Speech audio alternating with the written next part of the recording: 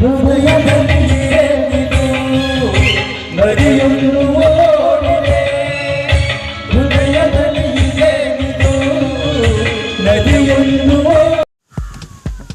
ನಮಸ್ಕಾರ ಸ್ನೇಹಿತರೆ, ವಿಶ್ವವಿಖ್ಯಾತ ನಾಡಹಬ್ಬ ಮೈಸೂರು ದಸರಾ ಮಹೋತ್ಸವದ ಅಂಗವಾಗಿ ನಿನ್ನೆ ಚಾಮರಾಜನಗರದ ಶ್ರೀ ಚಾಮರಾಜೇಶ್ವರ ದೇವಸ್ಥಾನದ ಮುಂದೆ ಕರ್ನಾಟಕ ಕನ್ನಡ ಮಹಾಸಭಾ ವತಿಯಿಂದ ಆಯೋಜಿಸಲ್ಪಟ್ಟಂತಹ ಗೀತ ಗಾಯನ ಕಾರ್ಯಕ್ರಮವನ್ನು ಏರ್ಪಡಿಸಲಾಗಿತ್ತು. ಇದರ ನೇತೃತ್ವವನ್ನು ಜೂನಿಯರ್ ಶಂಕರ್ ನಾಗ್ ಎಂದೇ ಖ್ಯಾತಿಯಾಗಿರುವ ಹರದನಹಳ್ಳಿ ಸುರೇಶ್ ನಾಗ್ರವರು ಈ ಒಂದು ಕಾರ್ಯಕ್ರಮದ ನೇತೃತ್ವವನ್ನು ವಹಿಸಿದರು.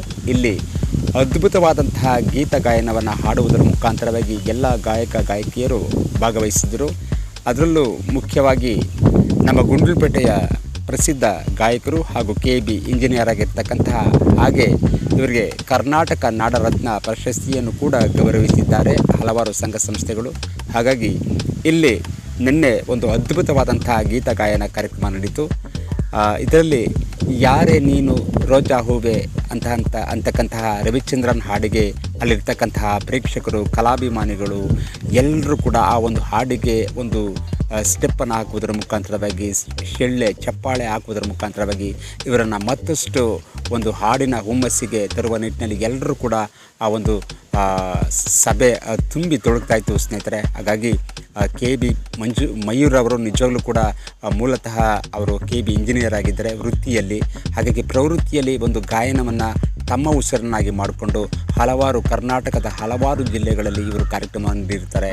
ಹಾಗಾಗಿ ಕಲೆಗೆ ಯಾವತ್ತೂ ಸಾವಿಲ್ಲ, ಕಲಾವಿದನಿಗೆ ಮಾತ್ರ ಸಾವಿರುತ್ತೆ ಅಂತಕ್ಕಂತಹ ಮಾತು ಎಷ್ಟು ಸತ್ಯ ಸ್ನೇಹಿತರೆ. ಹಾಗಾಗಿ ಇವರು ಹಾಡುವುದರ ಜೊತೆಯಲ್ಲಿ ಒಂದು ಅಭಿನಯವನ್ನು ಕೂಡ ಮಾಡುವುದರ ಮುಖಾಂತರವಾಗಿ ಅಲ್ಲಿ ಬಂದಿರತಕ್ಕಂತಹ ಪ್ರೇಕ್ಷಕರನ್ನು ರಂಜಿಸಿದರು. ಹಾಗೆ ನಾಗಶ್ರೀ ಆಗಿರ್ಬೋದು, ವೇದಶ್ರೀ ಆಗಿರ್ಬೋದು, ಸರಸ್ವತಿ ಮೇಡಮ್ ಆಗಿರ್ಬೋದು, ಎಲ್ಲರೂ ಕೂಡ ಅದ್ಭುತವಾದಂತಹ ಗೀತ ಗಾಯನವನ್ನು ಮಾಡಿದ್ರು. ಅದಲ್ಲದೆ ಹರದನಹಳ್ಳಿ ಸುರೇಶ್ ನಾಗ್ರವರು ಕೂಡ ಒಂದು ಕೊನೆಯದಾಗಿ ರಾಮನ ಅವತಾರ, ರಘುಕುಲ ಸೋಮನ ಅವತಾರ ಅನ್ನುವಂಥ ಹಾಡಿಗೆ ಬಹಳ ಒಂದು ಭಕ್ತಿ ಪ್ರಧಾನವಾದಂತಹ ಗೀತೆಗಳನ್ನು ಹಾಡಿದ್ರು. ಹಾಗಾಗಿ ನಿಜವಾಗ್ಲೂ ಕೂಡ ಸರ್ಕಾರ ಏನು ಅಂದಿನ ದಿನದಲ್ಲಿ 3 ವರ್ಷ ಆಯಿತು ಈ ಒಂದು ಗ್ರಾಮೀಣ ದಸರಾವನ್ನು ನಡೆಸಿ, ಇವರು ಸ್ವಂತ ಒಂದು ಆಯೋಜಕರೇ ಕೂಡ ಈ ಒಂದು ಸ್ಥಳೀಯ ಕಲಾವಿದರಿಗೆ ಅವಕಾಶ ಕೊಡುವ ನಿಟ್ಟಿನಲ್ಲಿ ಸರ್ಕಾರ ಎಲ್ಲ ರೀತಿಯ ಒಂದು ಕಲೆಗಳನ್ನು ಗುರುತಿಸಿ ಅವಕಾಶ ಕೊಟ್ಟರು. ಹಾಗಾಗಿ ಮಯೂರವರು ನಿಜವೂ ಕೂಡ ಒಂದು ಅದ್ಭುತ ಗಾಯಕರಲ್ಲದೆ ಒಂದಷ್ಟು ಸಾಮಾಜಿಕ ಕೆಲಸ ಕಾರ್ಯಗಳನ್ನು ಮಾಡುವುದರ ಮುಖಾಂತರವಾಗಿ ಮನೆ ಮಾತಾಗಿದ್ದಾರೆ. ನೊಂದವರ ಪರ, ನಿರಾಶ್ರಿತರ ಪರ ಮತ್ತು ಅಸಹಾಯಕರಿಗೆ ಇವರೆಲ್ಲರೂ ಕೂಡ ಒಂದಷ್ಟು ತಮ್ಮದೇ ಆಗಿರ್ತಕ್ಕಂಥ ಒಂದು ಸಹಾಯ ಮಾಡುವ ನಿಟ್ಟಿನಲ್ಲಿ ಅವರು ನಮ್ಮ ಗುಂಡ್ಲುಪೇಟೆ ಭಾಗದಲ್ಲಿ ಗುರುತಿಸಿಕೊಂಡಿದ್ದಾರೆ.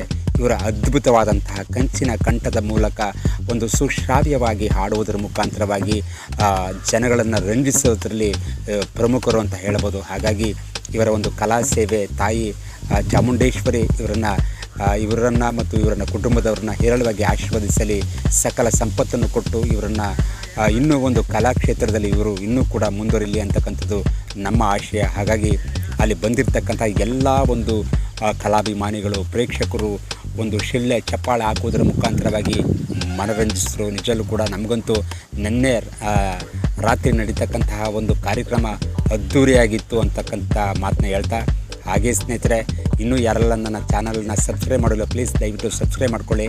ಹಾಗೆ ನನ್ನ ಗಡಿನಾಡು MRG ನ್ಯೂಸ್ ಚಾನಲ್ಲು ಕೂಡ ಇದೆ, ಅದನ್ನು ಕೂಡ ಸಬ್ಸ್ಕ್ರೈಬ್ ಮಾಡಿಕೊಂಡು ಸಪೋರ್ಟ್ ಮಾಡಿ ಅಂತ ಹೇಳ್ತಾ, ಹಾಗೆ ಇಂತಹ ನೋಡಿ ಅಣ್ಣವ್ರು ಹೇಳ್ತಾರೆ, ಕಲಾವಿದ ಯಾರಪ್ಪನ ಬರ ಸುತ್ತಲ್ಲ ಅದು ಭಗವಂತ ಕೊಟ್ಟು ದೇಣಿಗೆ ಅಂತ ಹೇಳ್ತಾರೆ. ಹಾಗಾಗಿ ನಿಜವೂ ಕೂಡ ಕಲಾವಿದನಿಗೆ ಸಾವಿರ್ಬೋದು, ಆದರೆ ಕಲೆಗೆ ಯಾವತ್ತೂ ಸಾವಿಲ್ಲ ಅಂತಕ್ಕಂಥದ್ದನ್ನ ನಿರೂಪಿಸಿಕೊಟ್ರು ನಮ್ಮ ಮಯೂರ್ ಸಾಹೇಬ್ರವರು. ಹಾಗಾಗಿ ಮಯೂರ್ ಸರ್ ಅವರು ಯಾವಾಗಲೂ ಕೂಡ ಹಸನ್ಮುಖಿಗಳು, ಸ್ನೇಹಜೀವಿ, ಭಾವನಾಜೀವಿ.